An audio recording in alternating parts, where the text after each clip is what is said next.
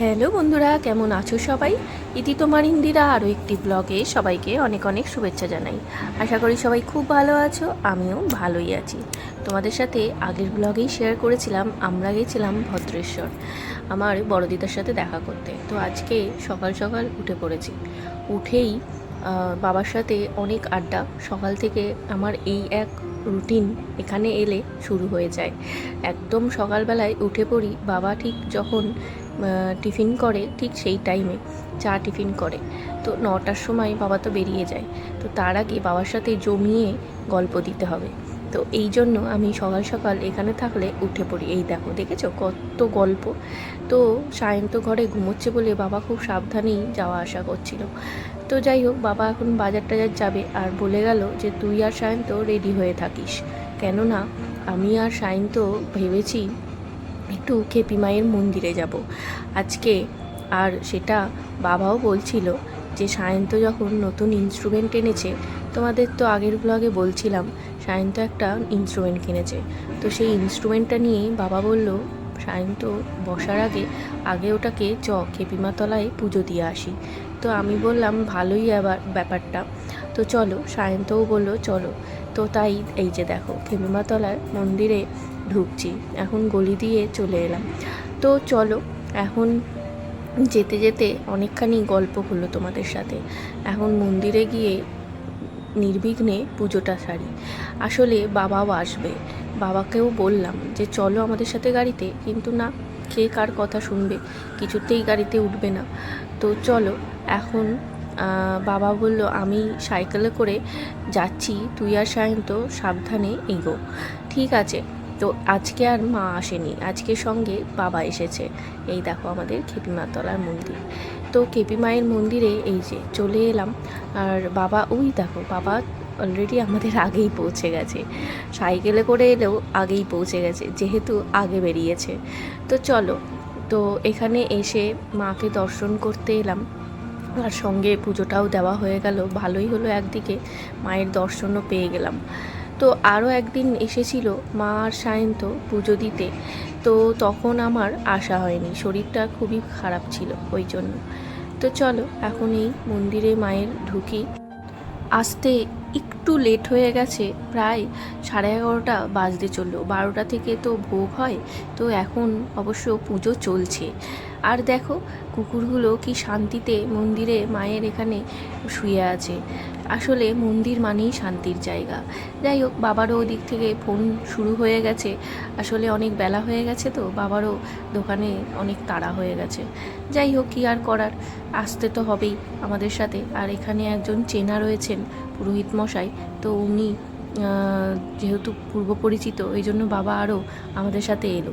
তাহলে চলো নির্বিঘ্নে এখন পুজোটা দিয়ে দিই।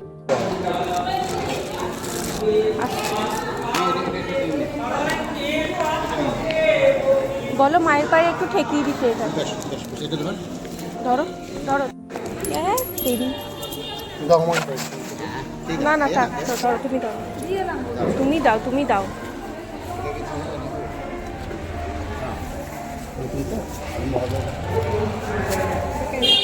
মোটরসাইকেলের মতন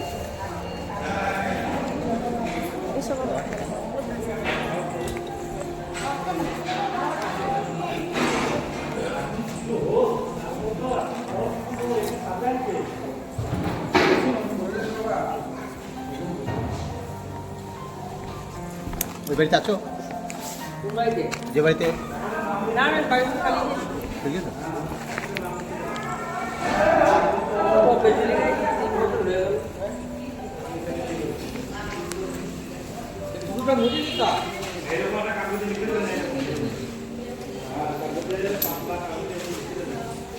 প্লাস্টিকের উপরে দিচ্ছে। যাও যাও যাও, সাবধানে যাও।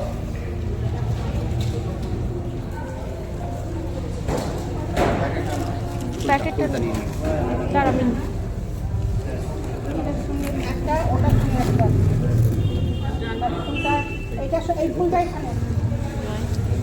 প্লাস্টিকের উপরে দিয়েছে। ঠিক আছে, ঠিক আছে।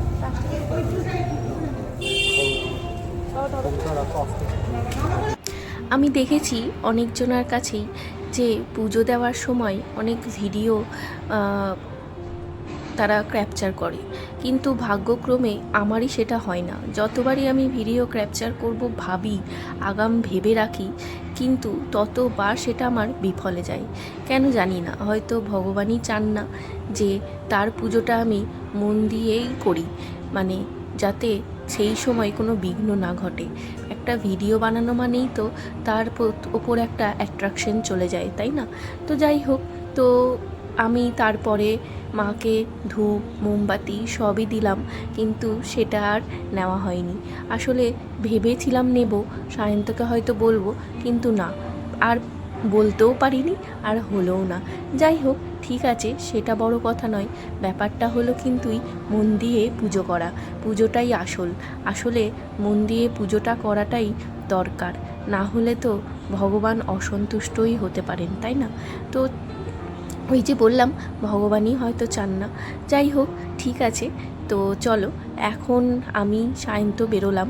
বাবা অলরেডি বেরিয়ে গেছে তাড়াহুড়ো করে। ওই যে বললাম তোমাদের, ফোন বাজছিল, আর সাথে ঘরের বাজারও করতে হবে, ওই জন্য বাবাকে তাড়াতাড়ি আগাম বেরিয়ে যেতে হলো। বাবা একটু পিছন দিয়ে গলি দিয়েই বেরিয়ে গেল। আমি সায়ন্তকে প্রথমে বলেছিলাম, কিন্তু না, সায়ন্ত গিয়ে দেখলো যাওয়া হবে না, ওখানে আর কি কোনো পোলে, ইলেকট্রিক পোলে কিছু কাজ চলছে, তো তার জন্য ওই দিক সাইড দিয়ে আর যাওয়া হলো না। যাই হোক, এই মন্দিরের এদিকে এলে পুরনো সেই ছেলেবেলার কথাগুলো মনে পড়ে যায়। চলো এখন ঘরে এসে সায়ন্ত আবার এই ইনস্ট্রুমেন্ট নিয়ে অলরেডি বসে পড়েছে, যে পুজো দিয়ে চলে আসা হয়েছে আর সঙ্গে সঙ্গে ও চালু করে দিয়েছে। ভালোই হলো, একদিকে বাবার কথাটা একদম সম্পূর্ণ হলো। চলো সারাদিন আর কি এই মায়ের সাথে বক বক কাজ আর খাওয়া দাওয়া নিয়েই সময়টা কেটে গেল। গতকাল আর তোমাদের সাথে ভিডিওটা কন্টিনিউ করিনি, আসলে যাওয়ার সময় হয়ে যাচ্ছে তো ধীরে ধীরে, আর ইচ্ছেও করছে না সব দিন সব ভিডিওটা নিতে। কারণ ওই বললাম না, মায়ের সাথে একটু আড্ডা, একটু গল্প, মাসি এলে, হ্যাঁ, এইসব করতে করতেই সময়টা পার করে দিতে ইচ্ছা করছে, তখন আর মুখের সামনে ক্যামেরা ধরতে ইচ্ছা করছে না। যাই হোক, এই যে দেখো মহারানীর কি আনন্দ, একদম গাড়িতে চাপলে তাকে আর দেখতে হয় না, খুবই মজা পায়। আর তার সাথে যদি লং ড্রাইভ হয় তাহলে আর কথাই না। তো যাই হোক, এখন আমরা দেখতেই পেলে মেমারির উদ্দেশ্যে রওনা দিয়েছি। আজকে আমি, সায়ন্ত আর মা তিনজন মিলে মেমারি আসছি। এই যে অলরেডি মেমারি পৌঁছেও গেছি, বেশ বেলা হয়ে গেছে, মানে সন্ধে পড়ে গেছে। তো সেই জন্য মা বললো একটু চা খাই চ। তো ওই যে সায়ন্ত যেখানে চা খায়, নিমাইদার দোকান, ওখানেই, যেটা হচ্ছে একদম বাস স্ট্যান্ডের ওখানেই, তো ওই দোকানেই চাটা খেয়ে নিলাম আমরা তিনজন মিলে। দিয়ে মাকে এখন নামিয়ে দিয়ে আমরা চলে গেলাম বাড়ির দিকে রওনা। তো কারণ আজকে আসার একটা কারণও রয়েছে, সেটা হলো আমাদের সবার আজকে পিকনিক রয়েছে। তো ওই জন্য আজকে ঝটপট করে চলে এলাম, সবাই মিলে আজকে জমিয়ে আড্ডা দেব।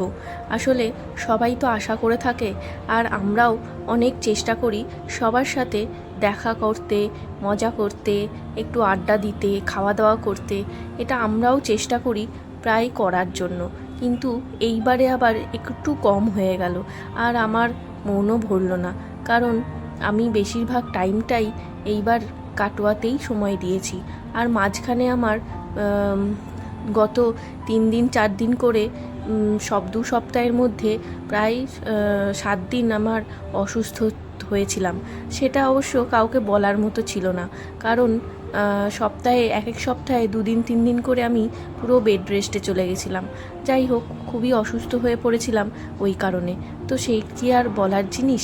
যাই হোক, চলো এখন এই যে আমরা শুভদীপদাদের বাড়ি চলে এসেছি। সায়ন্ত ওদিকে রুটি নিয়ে আসছে।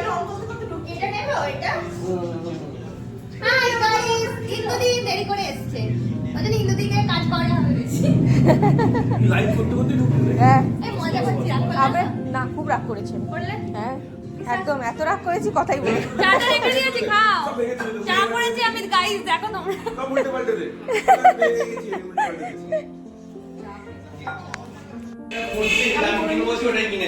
ভালো আমাকে জায়গা দে। দেখি কি হচ্ছে। দেখি সোনা। ম্যাগনেটটা দেখানো হলো না ইন্দিরা তোমার কি দিয়ে ম্যারিনেট করেছিস? এতে দিয়েছি তোমার ডিম দিয়েছি, গোলমরিচ দিয়েছি, হলুদ দিয়েছি, লঙ্কা দিয়েছি, নুন দিয়েছি, আর হচ্ছে সয়া সস, আর আদা রসুন কাঁচা লঙ্কার পেস্ট, আর কি দিলাম ভিনিগার, কর্নফ্লাওয়ার, ময়দা। আমি চিলি চিকেন করে না আমি নেই এই চায়ের আন্ডারে আমি নেই। ওহো কি জিনিস, হেভি ব্যাপার। ওই দিকতে যাওয়া যাবে না এখন।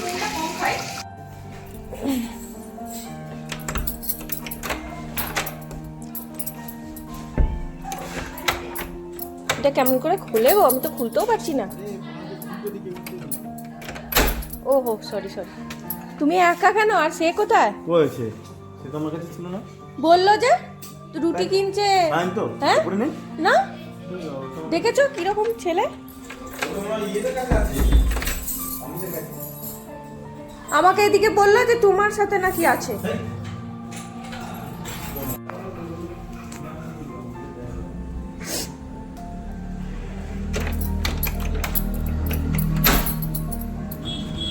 মিথ্যা কথা বলো কেন এত?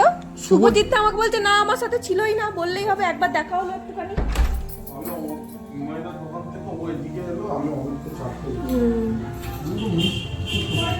তুমি যেমন বলছো সেরকমই বলছি না। মিথ্যা কথা বলো খালি। নাহলে শুভজিৎ তেমন নয়, মারবো না যে কোনো একটাকে কিলাবো। মুখটা দেখ বদমাইশ, মুখটা দেখ মানে কেন বদমাইশ দেখ কেমন মিথ্যা কথা বলছে। এই তো মিস কল দাও 19 মিনিট আগে। আমি দরকার তাহলে মিস কল দেব না। গ্রুপটা খোলা কর না কেন গ্রুপটা কল ও একবার সোজা তো করে আমি বাড়ি যাচ্ছি। সেই তো এটা করে নি আবার ওটা করতে এটা কি করেছে না দেখ। হ্যাঁ এরা খুব বদ। হ্যাঁ দেখ ইচ্ছা করে করেছে এটা। বদমাইশ।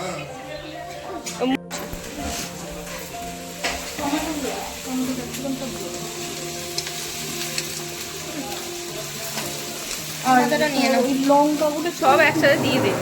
হ্যাঁ ওই লঙ্কাগুলো একটুখানি কুচিয়ে দিয়ে দিলে ভালো হতো। লঙ্কা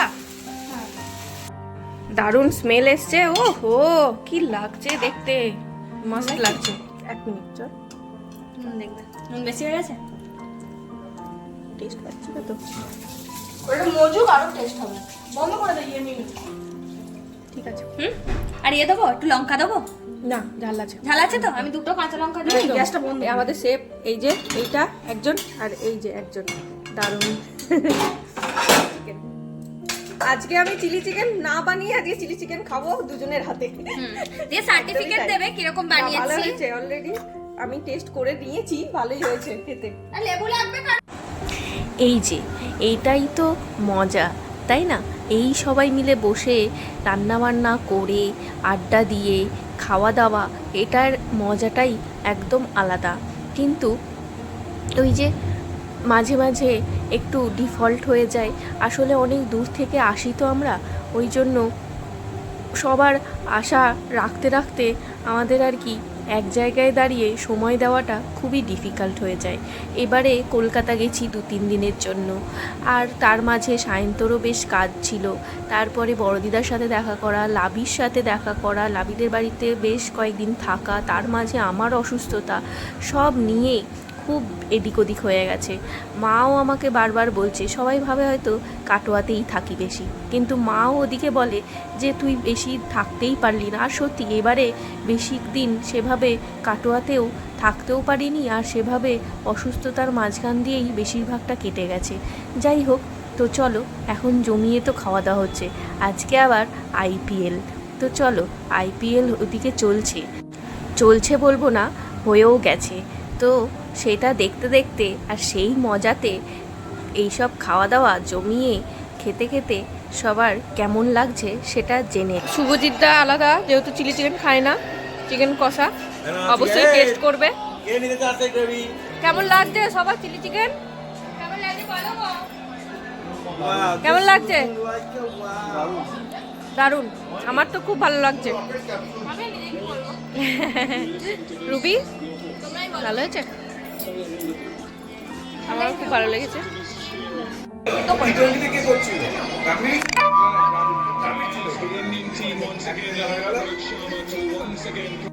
এটা বেশি শর্ট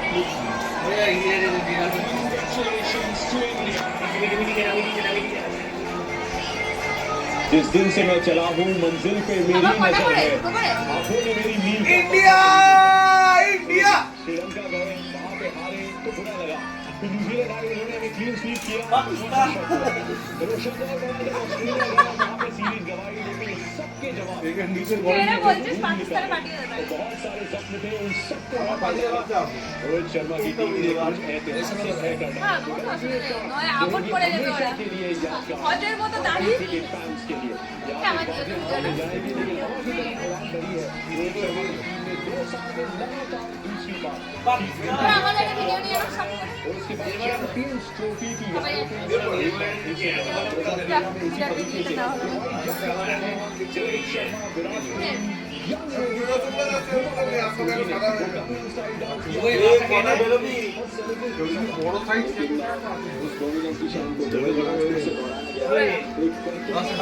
রাস্তায় পাঁচটায়। রসটা খেয়ে নাও।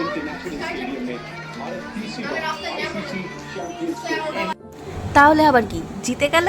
আর সেই আনন্দে আমরা সবাই মিলে চলো মিষ্টি মুখ করে নিই। তো আজকে হাঁড়ি ভর্তি করে শুভদীপদা মিষ্টি নিয়ে এসছে আমাদের সবার জন্য। তো আমরা এখন গরম গরম গুড়ের রসগোল্লা খাই। চলো, তারপর আবার দেখা হবে অন্য কোনো ভিডিও নিয়ে সবার সাথে। দুজন নিয়ে সবাই টাটা। আজ পিকনিকটা খুব ভালো হলো, ইন্ডিয়া জিতে গেছে, সেই উপলক্ষে আমাদের পিকনিক। আমরা আগে থেকেই জানতাম জিতবে, ওই জন্য পিকনিকটা রেখেছি। আর সন্ধ্যেবেলায় ওকে মাছ ভেজে দিলাম, সবাই এসেছিল দিয়ে মাছ ভাজা করে দিয়েছি। আমি বললাম এবার আজকে ইন্ডিয়া জিতবেই, দেখো মাছটা শুভ জিনিস তো, ভাজা খেলাম। চলো।